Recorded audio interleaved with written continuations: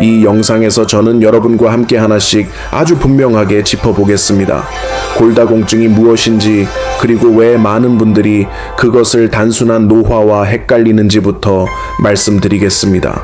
세월이 흐르면서 뼈가 덜 비어 보이도록 돕는 5가지 식품군, 몸속 칼슘을 조용히 빼앗아가고 있는 4가지 식습관, 칼슘과 비타민 D를 헛수고가 되지 않게 보충하는 방법, 그리고 왜 걷기와 계단 오르기, 햇빛, 심지어 여러분이 살고 있는 집 자체까지도 사람들이 생각하는 것보다 훨씬 더 뼈 골절과 깊게 연결되어 있는지까지 함께 이야기하겠습니다. 우리 모두는 나이가 들수록 피부에 주름이 생긴다는 사실을 받아들입니다. 머리카락이 점점 희어지고 시력이 달라지고 근육이 젊을 때 같지 않게 된다는 것도 알고 있습니다. 그런데 유독 뼈에 대해서는 많은 분들이 꽤 위험한 믿음을 가지고 있습니다. 통증이 없고 넘어지지 않았고 아직 걸어 다닐 수만 있으면 내 뼈도 아직 괜찮을 것이라고 생각하는 것입니다. 바로 그 지점 때문에 많은 분들이 너무 쉽게 방심하게 됩니다. 오늘 주제가 도움이 되신다면 좋아요를 눌러주시고 이 영상을 공유해 주시고 채널도 구독해 주십시오. 그리고 댓글란 아래에 단 한 단어만 남겨주셔도 좋습니다. 뼈라고 적어주셔도 되고 여러분의 나이를 남겨주셔도 좋습니다. 그러면 제가 오늘 누구와 이야기하고 있는지 더 잘 알 수 있습니다. 자, 이제 가장 중요한 질문부터 시작해 보겠습니다. 왜 뼈는 약해지고 있는데도 많은 사람들은 그것을 전혀 모르는 걸까요? 골다공증이란 무엇일까요? 가장 쉽게 말하면 뼈 안쪽의 틀이 점점 성기고 비어가고 약해지는 상태입니다. 많은 분들은 골다공증을 뼈에 눈에 보이는 커다란 구멍이 뚫리는 것처럼 상상합니다. 하지만 실제 모습은 그보다 훨씬 더 미묘합니다. 뼈 안쪽에는 원래 그물망 같은 구조가 있습니다. 젊을 때는 그 그물망이 촘촘하고 단단해서 힘을 잘 버팁니다. 그러나 나이가 들수록 그 안에 작은 빈틈들이 점점 넓어집니다. 그렇게 되면 뼈는 여전히 그 자리에 있고 모양도 겉보기에는 그대로지만 버티는 힘은 더 이상 예전과 같지 않게 됩니다. 겉으로는 아무것도 보이지 않습니다. 하지만 예전에는 아주 쉽게 견뎌냈던 힘도 이제는 감당하기 벅찬 자극이 될 수 있습니다. 바로 그래서 어떤 사람은 욕실에서 살짝 미끄러졌을 뿐인데, 어떤 사람은 문턱에서 발을 한번 헛디뎠을 뿐인데, 또 어떤 사람은 몸을 한번 잘못 돌렸을 뿐인데도 결과가 생각보다 훨씬 크게 나타나게 됩니다. 더 중요한 점은 그 순간이 오기 전까지는 많은 분들이 자신이 완전히 괜찮다고 믿고 있었다는 사실입니다. 여전히 밥을 하고 장을 보고 계단을 오르내리고 손주를 안고 집안일도 합니다. 그래서 자기 뼈가 이미 전혀 다른 단계로 들어섰다는 사실을 전혀 생각하지 못합니다. 우리 몸은 가만히 멈춰 있는 것이 아닙니다. 매일 조금씩 새로 만들고 고치고 정리합니다. 뼈도 똑같습니다. 뼈 안에는 새로운 뼈를 만드는 세포가 있고 오래된 뼈를 없애고 교체하는 세포도 있습니다. 젊을 때는 이 두 쪽이 꽤 조화롭게 움직입니다. 새로 만드는 힘이 잃는 부분을 충분히 메워주기 때문에 뼈는 단단하게 유지되고 인생의 초반 수십 년 동안은 오히려 더 튼튼해지기도 합니다. 보통 사람은 태어난 뒤부터 30살 정도까지 뼈의 단단함을 계속 쌓아갑니다. 그 뒤로 한동안은 몸이 균형을 유지하는 단계에 들어갑니다. 하지만 대개 50세를 지나면서 그 흐름은 방향을 바꾸기 시작합니다. 없어지는 것이 보충되는 것보다 많아지기 시작하는 것입니다. 몸을 하나의 집이라고 비유한다면 이 시기는 수리하는 사람은 점점 줄어드는데 닳아 없어지는 부분은 더 빨라지는 때와 같습니다. 벽은 아직 서 있고 지붕도 아직 남아있지만 안쪽의 연결 부위는 예전처럼 튼튼하지 않습니다. 여성에게는 이 시기가 더 분명하게 나타나는 경우가 많습니다. 폐경과 관련이 있기 때문입니다. 호르몬이 달라지면 뼈도 큰 영향을 받습니다. 많은 여성들은 폐경을 단지 열감, 잠을 잘 못 자는 것, 기분 변화 정도로만 생각합니다. 하지만 가장 중요하면서도 조용한 변화 가운데 하나는 바로 뼈에서 일어납니다. 어떤 분들은 폐경 후 몇 년 사이에 골밀도가 매우 빠르게 떨어지는데도 본인은 전혀 알아차리지 못합니다. 남성은 여성처럼 갑작스러운 변화를 겪지 않지만 그렇다고 해서 안전하다는 뜻은 아닙니다. 남성의 뼈도 나이가 들수록 점점 약해집니다. 게다가 나이가 많은 남성들 가운데는 오랫동안 흡연을 했거나 술을 자주 마시거나 움직임이 적거나 식사가 불균형하거나 이미 만성질환을 가지고 있는 경우가 많습니다. 이런 요인들은 뼈가 약해지는 속도를 더 빠르게 만듭니다. 그래서 많은 남성들이 실제 문제가 생기고 나서야 자신도 이미 위험군 안에 있었다는 사실을 알게 됩니다. 이제 많은 분들이 가장 기다리셨을 부분으로 들어가 보겠습니다. 올바른 방식으로 드신다면 세월이 흐르며 뼈가 서서히 비어가는 것을 조용히 늦추는데 도움이 될 수 있는 음식들입니다.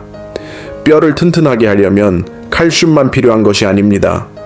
몸이 칼슘을 흡수할 수 있어야 하고 칼슘을 유지할 수 있어야 하며 칼슘을 필요한 곳으로 보낼 수 있어야 하고 매일 조금씩 칼슘이 빠져나가는 일을 막아야 합니다. 다시 말해 뼈를 위한 식사는 어떤 한 가지 기적 같은 음식을 먹는 문제가 아닙니다. 여러 개의 작은 조각을 제자리에 잘 맞춰 놓는 일입니다. 많은 분들이 뼈 이야기를 듣자마자 가장 먼저 우유를 떠올립니다. 그것은 틀린 생각이 아닙니다. 우유와 유제품은 매우 가치 있는 칼슘 공급원입니다. 우유 한 잔은 하루 필요량에 꽤 도움이 되는 칼슘을 제공할 수 있습니다. 요구르트와 치즈도 좋은 선택이 될 수 있습니다. 특히 생우유를 잘 못 마시는 분들에게 더 그렇습니다. 하지만 제가 꼭 덧붙이고 싶은 말은 우유만이 유일한 길은 아니라는 점입니다. 한국의 많은 고령층은 우유를 마신 뒤 속이 더부룩하고 불편하고 배가 끓거나 설사를 하기도 합니다. 몸에 맞지 않는 방식을 억지로 계속하면 아주 빨리 포기하게 됩니다. 그런 경우에는 요구르트, 치즈 또는 다른 칼슘이 풍부한 식품이 더 편한 길이 될 수 있습니다. 멸치는 뼈 이야기를 할 때 정말 많은 분들이 떠올리는 음식입니다. 맞습니다. 멸치에는 칼슘이 많습니다. 하지만 여기서 제가 꼭 주의 깊게 들어주셨으면 하는 점이 있습니다. 어떤 음식이 칼슘이 풍부하다고 해서 그 음식을 많이 먹을수록 무조건 더 좋다는 뜻은 아닙니다. 멸치는 되게 짠 편입니다. 그런데 너무 짜게 먹으면 나트륨이 소변을 통해 칼슘을 몸 밖으로 끌고 나갑니다.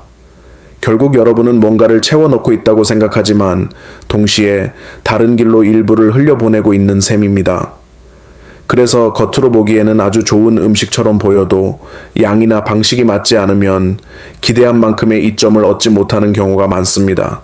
두부와 콩류는 제가 정말 강조하고 싶은 식품군입니다. 먹기 쉽고 익숙하고 어르신 식탁에 유연하게 들어갈 수 있기 때문입니다. 두부는 부드럽고 씹기 쉽고 다른 많은 음식보다 소화도 편합니다. 콩으로 만든 음식은 칼슘만 주는 것이 아니라 단백질도 함께 제공합니다.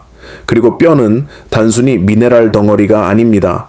뼈는 재생되고 유지되기 위해 단백질이라는 바탕도 필요합니다. 다시 말해 칼슘만 바라보고 단백질을 잊어버리면 집을 지으면서 골조를 빼먹는 것과 같습니다. 하지만 여기에도 솔직하고 쉽게 말씀드려야 할 점이 있습니다. 좋은 음식 2가지를 더한다고 해서 무조건 효과가 2배가 되는 것은 아닙니다. 식사 안에는 주의해야 할 조합도 있습니다. 우리의 목표는 모든 것을 복잡하게 만드는 것이 아닙니다. 그저 기본을 이해해서 공들여 준비한 식사의 효과를 무심코 떨어뜨리지 않도록 하는 것입니다.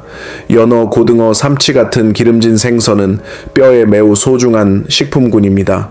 단지 맛있고 조리하기 쉬워서가 아니라 비타민 D를 함께 가지고 있기 때문입니다. 이것은 아주 중요한 열쇠입니다.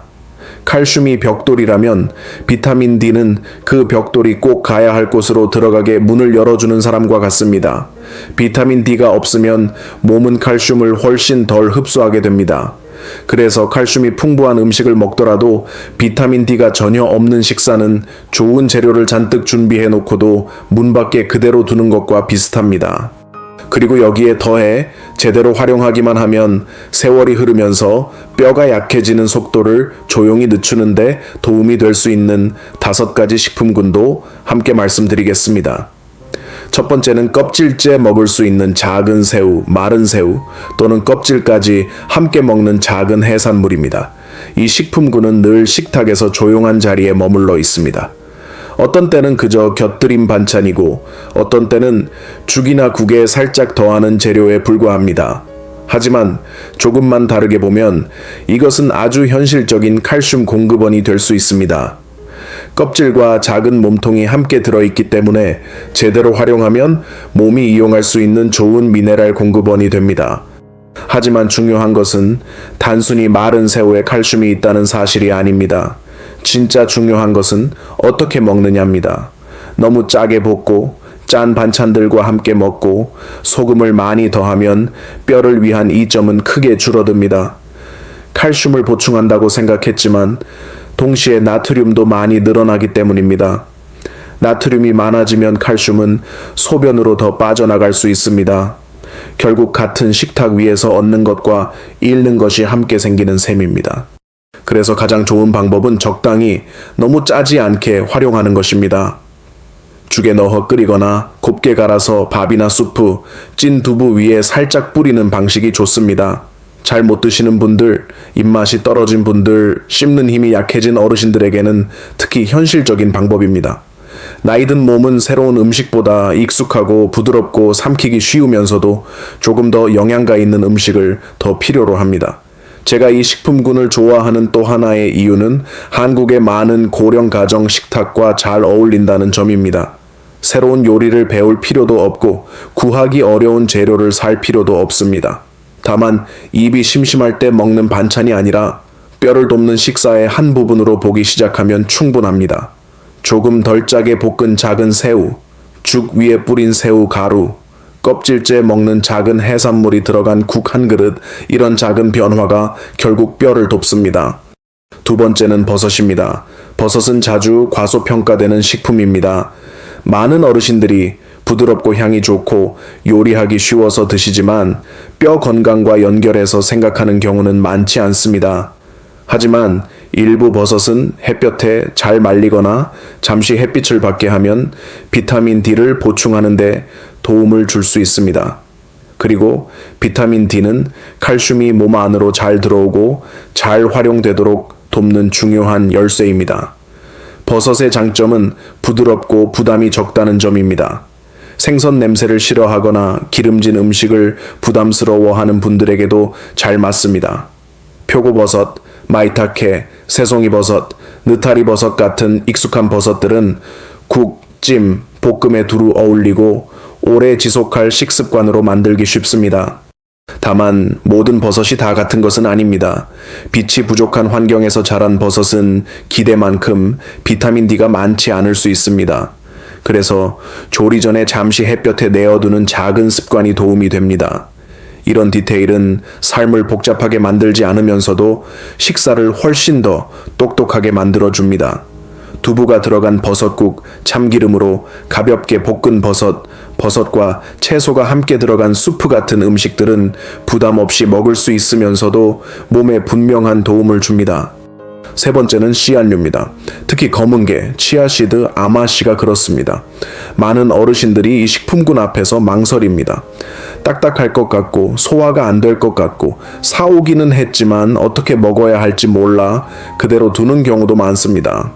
하지만 제대로 활용하면 씨앗류는 뼈에 꽤 귀한 도움을 줄 수 있습니다.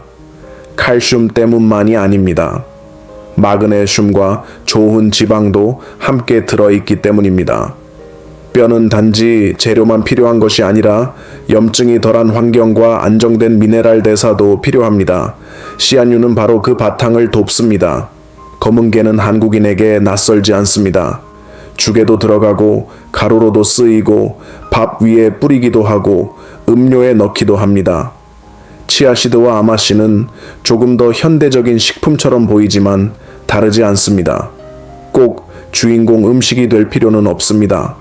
올바른 방식으로 꾸준히 식사에 들어오면 그것으로 충분합니다. 중요한 것은 먹는 방법입니다. 치아씨드와 아마씨는 통째로 삼키듯 먹기보다 불리거나 가볍게 갈아서 먹는 편이 더 좋습니다. 검은게는 볶아서 곱게 갈아죽, 밥, 요거트, 아침 음료에 더할 수 있습니다. 이런 방식은 식사를 무겁게 만들지 않으면서도 의미 있는 영양을 보충하게 해줍니다. 노년은 한 번의 큰 변화보다 작은 올바른 반복으로 달라집니다. 오늘은 검은가에 조금, 내일은 죽에 간 씨앗 조금, 다음 날은 불린 씨앗을 넣은 요거트 한 컵, 바로 그런 부드러운 반복이 차이를 만듭니다. 네 번째는 달걀입니다. 특히 노른자가 중요합니다. 저는 이 식품이 오랫동안 오해를 많이 받았다고 느낍니다. 혈중지방과 콜레스테롤이 걱정된다는 이유로 많은 어르신들이 노른자를 거의 위험한 것처럼 식탁에서 지워버립니다. 그 걱정은 이해합니다. 하지만 노년의 몸은 계속 빼기만 한다고 건강해지지 않습니다. 남겨두어야 할 것은 남겨두어야 합니다. 달걀 노른자가 그 대표적인 예입니다. 노른자는 천연 비타민 D를 어느 정도 제공하고 몸에 유익한 여러 성분도 함께 담고 있습니다. 달걀을 많이 먹는다고 뼈가 곧바로 단단해지는 것은 아닙니다. 그러나 삶은 달걀 한 개, 부드럽게 찐 달걀 한 그릇, 부담 없이 익힌 달걀 요리는 어르신들에게 매우 현실적인 음식입니다. 만들기 쉽고, 먹기 쉽고, 씹기 쉽고, 흡수도 쉽습니다. 특히 피곤한 날, 요리하기 싫은 날, 입맛은 없지만 영양은 필요한 날에 잘 맞습니다. 달걀의 장점은 화려하지 않지만 꾸준하다는 데 있습니다. 아침 식사에도, 간단한 간식에도, 가벼운 저녁에도 자연스럽게 들어올 수 있습니다. 물론 혈중지방에 문제가 있거나 따로 식이지침을 받고 있는 분들은 몸 상태에 맞게 조절해야 합니다. 하지만 하나의 두려움 때문에 가치 있는 식품 전체를 식탁에서 지워버리지는 마십시오. 식탁이 지나치게 빈약해지면 결국 뼈도 제대로 돌볼 수 없게 됩니다. 다섯 번째는 케일, 브로콜리, 시금치 같은 짙은 녹색 잎이 채소와 다른 진한 초록색 채소들입니다. 많은 분들이 뼈를 떠올릴 때 우유, 생선, 보충제는 생각하지만 푸른 채소는 자주 잊습니다. 하지만 이 식품군은 꽤 중요한 역할을 합니다. 단지 미네랄을 담고 있다는 것만이 아니라 몸이 칼슘을 더 잘 처리하고 더 올바른 방향으로 쓰도록 돕는 성분도 함께 가지고 있기 때문입니다. 다만 푸른 채소도 먹는 방법이 중요합니다. 시금치는 대표적인 예입니다. 안에 들어있는 일부 성분 때문에 미네랄 흡수가 떨어질 수 있지만 그렇다고 무서워할 필요는 없습니다. 살짝 데치거나 가볍게 삶아 몸에 더 잘 맞게 만들면 됩니다. 모든 채소가 생으로 먹는 것이 가장 좋은 것은 아닙니다. 저는 브로콜리를 특히 자주 권하고 싶습니다. 꽤 균형이 좋은 채소이기 때문입니다.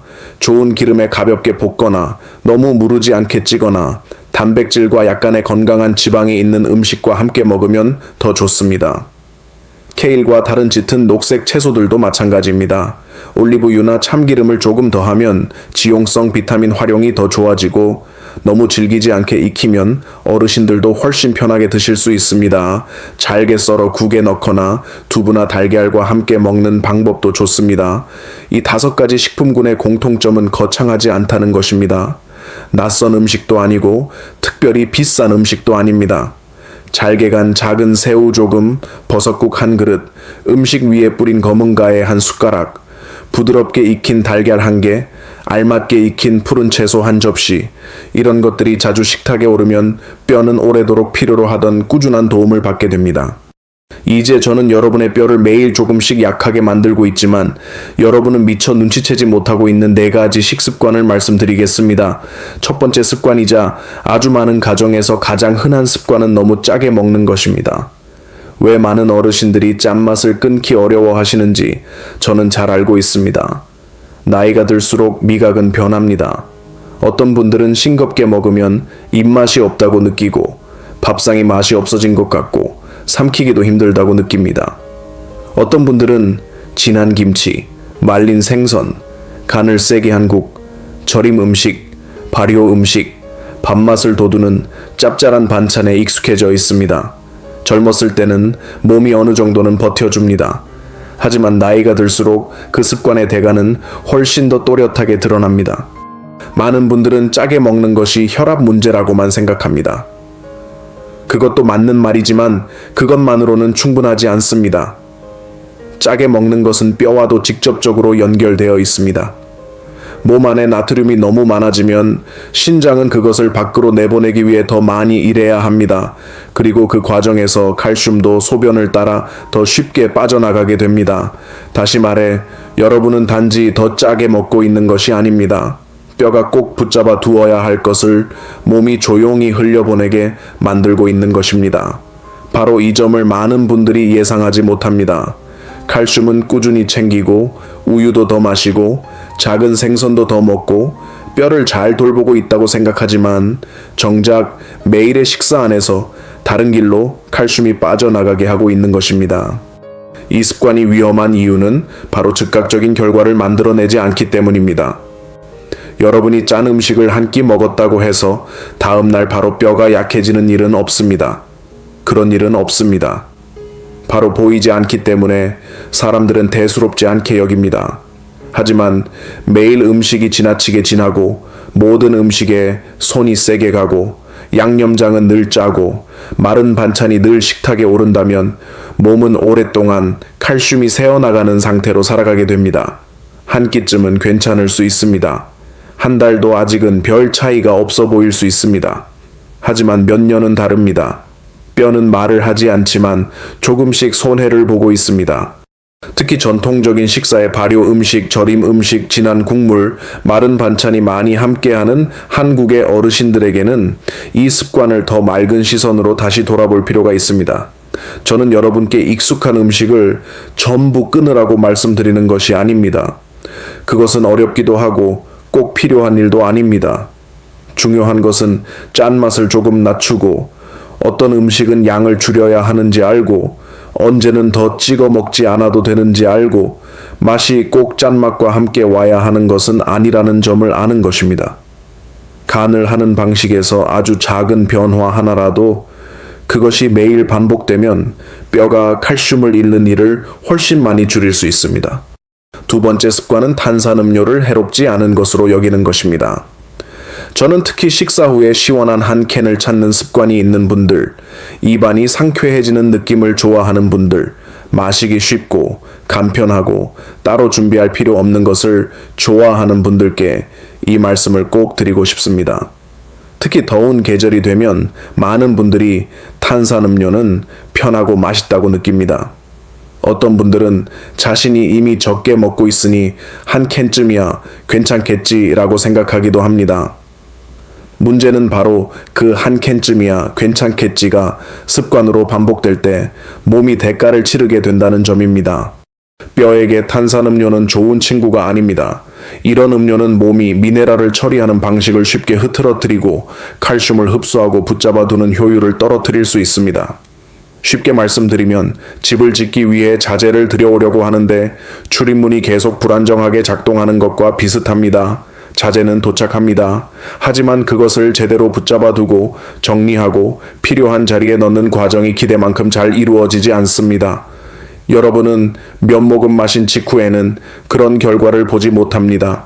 그저 시원하고 갈증이 가시고 기분이 좋아지는 것만 느낍니다. 하지만 몸은 전혀 다른 방식으로 그것을 처리하고 있습니다. 제가 더 걱정하는 점은 많은 어르신들이 탄산음료를 단순히 단맛이 좋아서 마시는 것이 아니라 물보다 더 쉽다고 느껴서 마신다는 점입니다. 어떤 분들은 맹물이 지겹다고 하십니다. 어떤 분들은 맹물을 마시면 입이 허전하다고 하십니다. 어떤 분들은 식사 후에 늘 뭔가 맛이 있는 것이 필요하다고 느낍니다. 그렇게 탄산음료는 아주 자연스럽게 들어오고 오래 머무르게 됩니다. 어느 순간이 되면 그것은 더 이상 가볍게 마시는 음료가 아니라 매일의 생활 리듬 속에 자리 잡은 익숙한 일부가 됩니다. 그리고 바로 그 익숙함이 가장 중요하게 봐야 할 부분입니다. 어떤 분들은 말씀하십니다. 나는 많이 마시는 것도 아니고 하루에 한 캔뿐이라고.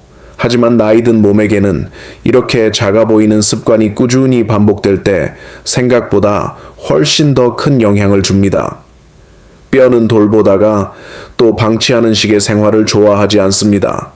뼈는 반복되는 생활, 리듬에 반응합니다. 그래서 하루 한 캔, 일주일이면 7캔, 한 달이면 30캔, 1년이 되면 그것은 더 이상 작은 일이 아닙니다. 그것은 뼈에게 오랫동안 불리한 생활 환경이 됩니다. 세 번째 습관은 커피를 너무 많이 마시는 것입니다. 여기까지 들으시고 웃는 분들도 많으실 것 같습니다. 커피는 이미 많은 어르신들의 일상에서 아주 익숙한 동반자가 되었기 때문입니다. 아침에 일어나 정신을 깨우려고 한 잔 마십니다. 점심 뒤 졸음을 쫓으려고 또 한 잔 마십니다. 오후가 되면 기운이 좀 나는 느낌을 위해 한 잔 더 마시는 분들도 있습니다. 혼자 지내시는 분들 가운데는 집이 너무 조용하고 너무 허전해서 하루의 온기를 조금 더 하고 싶다는 마음으로 커피를 타 드시는 분들도 계십니다. 그래서 문제는 여러분이 커피를 좋아한다는 데 있지 않습니다. 저는 그 마음을 충분히 이해합니다. 문제는 그 작은 즐거움이 어느새 지나친 습관으로 넘어가 버렸다는 데 있습니다. 하루에 작은 잔으로 한두 잔 정도는 많은 사람들에게 아주 큰 문제가 되지 않을 수 있습니다. 하지만 양이 점점 늘어나고 피곤할 때마다, 졸릴 때마다, 입맛이 없을 때마다 커피가 해결책이 되기 시작하면 몸은 서서히 그 대가를 치르게 됩니다. 커피를 너무 많이 마시면 몸이 칼슘을 붙잡아두고 흡수하는 일이 예전처럼 순조롭지 않을 수 있습니다. 뼈는 원래도 나이가 들수록 점점 힘겨운 시간을 보냅니다. 그런데 몸이 늘 과한 커피에 떠밀리고 있다면 뼈는 제대로 영양을 공급받기가 더 어려워집니다. 여기에 더해 커피를 많이 마시는 습관은 쉽게 지나치는 다른 결과들도 함께 끌고 옵니다. 커피를 많이 마시는 분들은 맹물을 덜 마시는 경우가 많습니다. 어떤 분들은 커피가 간식 자리를 대신해 버리기도 합니다. 또 어떤 분들은 커피 때문에 밤잠이 얕아지고 뒤척이게 되고 다음날 더 피곤해져서 다시 커피를 찾게 됩니다. 이 반복은 겉으로 보기에는 대수롭지 않아 보일 수 있지만 실제로는 몸의 균형을 조금씩 무너뜨리고 있습니다. 잠이 부족하고 물이 부족하고 식사가 불규칙하고 자극에 지나치게 기대어 에너지를 버티는 몸 안에서 뼈가 건강하게 유지되기는 어렵습니다. 그리고 저는 여기서 아주 생활에 가까운 한 가지를 더 말씀드리고 싶습니다. 많은 어르신들이 커피를 마실 때 달콤한 간식, 케이크 또는 가공된 군것질거리와 함께 드십니다. 그러다 보니 영양은 단지 커피 한 잔에서 끝나지 않습니다. 건강 전반에 덜 이로운 생활 방식 전체로 이어질 수 있습니다. 만약 여러분이 어느 순간 커피를 즐기기 위해서가 아니라 마시지 않으면 견딜 수 없다는 느낌 때문에 찾고 있다면 바로 그때가 자신의 생활 리듬을 다시 돌아봐야 할 시점입니다. 이제는 누구나 좋지 않다는 것을 알지만 많은 분들이 절반만 생각하고 지나가는 부분을 말씀드리겠습니다. 바로 술과 담배입니다. 거의 모든 분들이 술은 간에 해롭고 담배는 폐와 심장혈관에 해롭다는 것은 알고 계십니다. 하지만 뼈 역시 이 이야기 속에 아주 깊이 들어와 있습니다.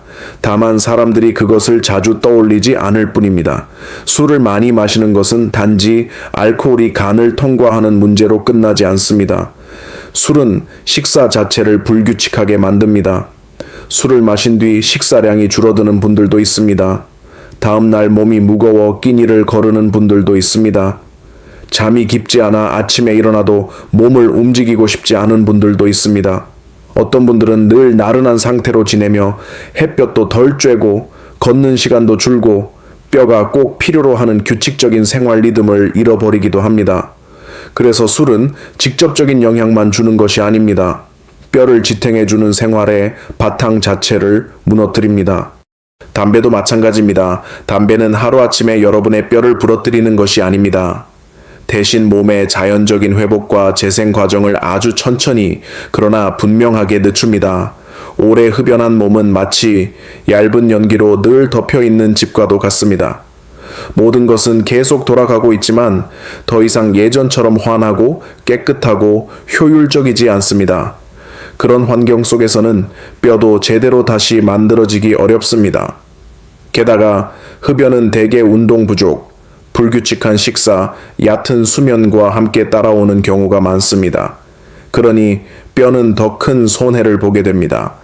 이 부분에서 여러분이 꼭 기억하셨으면 하는 것은 이것입니다. 뼈를 약하게 만드는 모든 습관이 무서운 얼굴을 하고 다가오는 것은 아닙니다.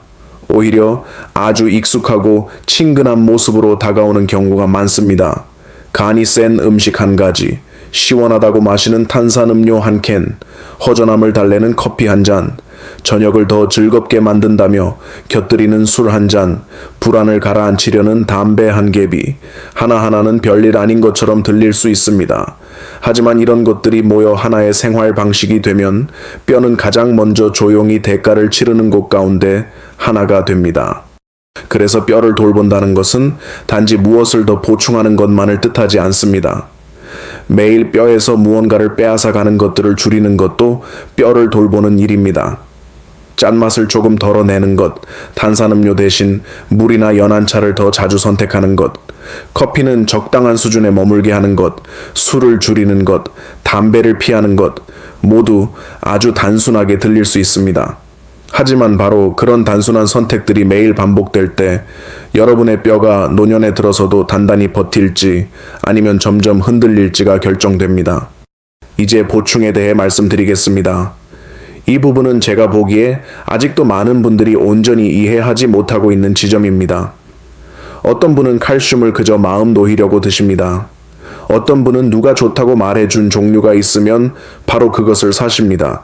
어떤 분은 잊지 않으려고 한 번에 아주 많이 드십니다. 또 어떤 분은 칼슘 알약만 바라보다가 비타민 D는 아예 잊어버립니다. 하지만 그런 방식들이 꼭 여러분이 기대하는 효과를 가져오는 것은 아닙니다. 첫 번째 원칙은 칼슘은 많이 먹을수록 좋은 것이 아니라는 점입니다. 몸은 한 번에 흡수할 수 있는 양의 한계가 있습니다. 한꺼번에 너무 많이 먹는다고 해서 뼈가 더 빨리 단단해지는 것은 아닙니다. 오히려 배가 더 불편해지고 변비가 심해지고 더부룩함이 심해질 수 있습니다. 어르신들에게는 이런 불편이 생기면 중간에 보충을 아예 끊어버리기 쉽습니다. 그래서 하루 동안 나누어 드시는 편이 훨씬 현실적입니다. 칼슘에도 여러 형태가 있습니다. 어떤 것은 식사와 함께 먹을 때 더 잘 맞고 어떤 것은 변비가 잘 생기거나 배가 불편한 분들에게 좀 더 순합니다. 중요한 것은 복잡한 이름을 외우는 것이 아닙니다. 내 몸이 어떤 타입인지 아는 것입니다. 먹고 나서 변비가 심해지거나 속이 많이 더부룩하거나 몸에 맞지 않는 느낌이 든다면 억지로 계속 드시면 안 됩니다.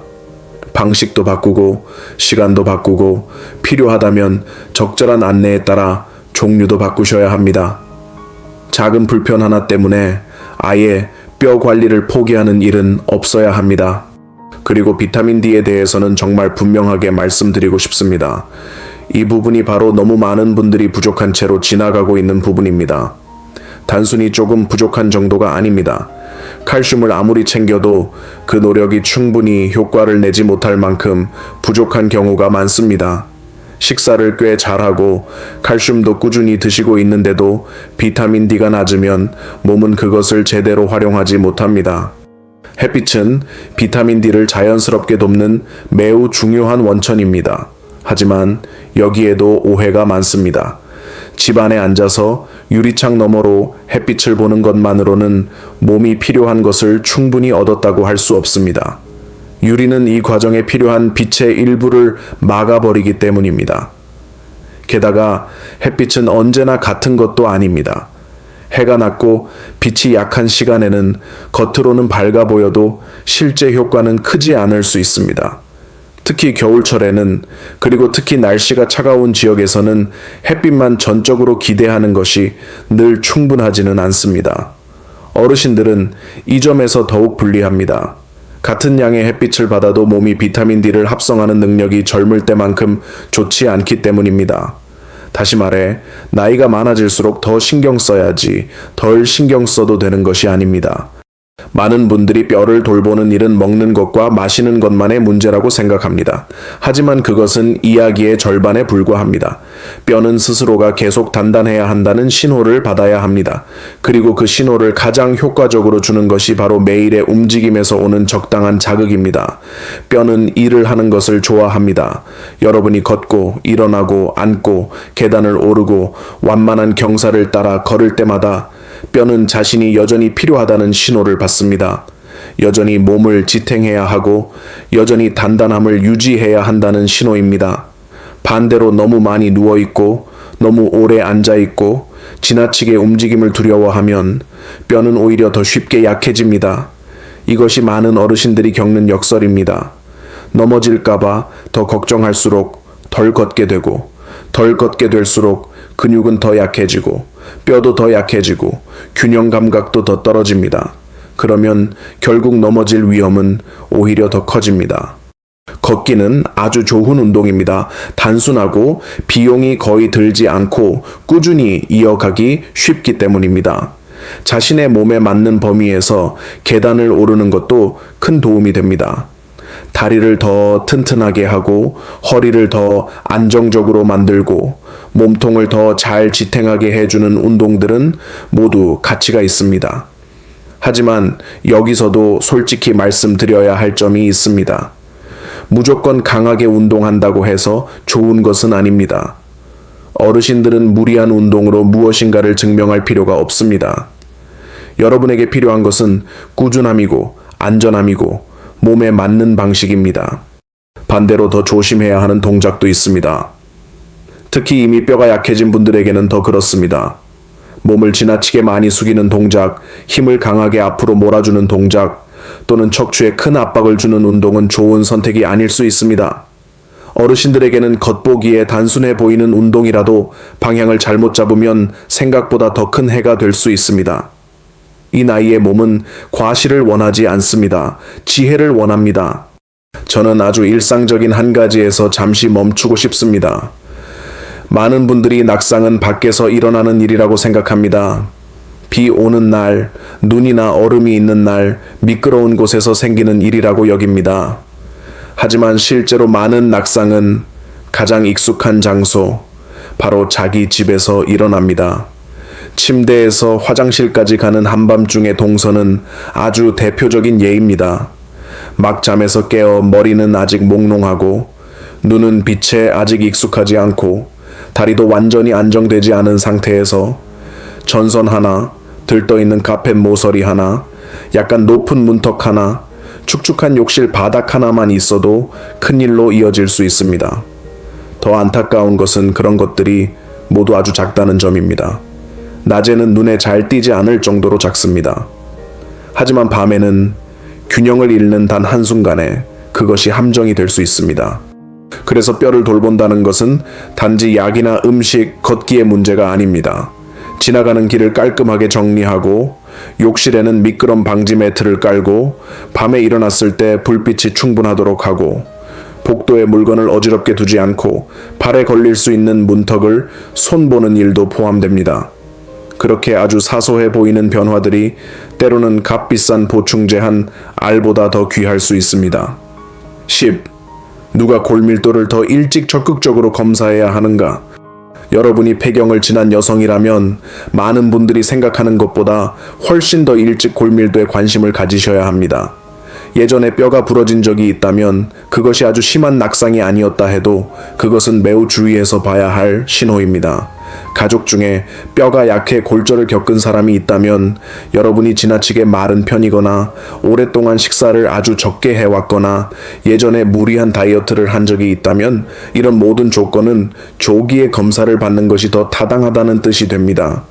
저는 가족 중 더 젊은 분들, 특히 여러분의 자녀와 손주들에게도 한마디 드리고 싶습니다. 뼈는 단지 나이가 들어서만 약해지는 것이 아닙니다.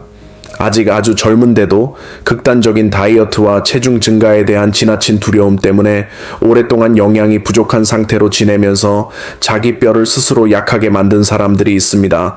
그것은 정말 안타까운 일입니다. 어르신이 자녀와 손주를 걱정하는 것은 당연합니다. 그리고 뼈에 관한 문제에서는 그런 걱정이 충분히 타당합니다. 골다공증은 여러분을 무력하게 만드는 선고가 아닙니다. 하지만 그렇다고 해서 그냥 내버려 둘 수 있는 문제도 아닙니다.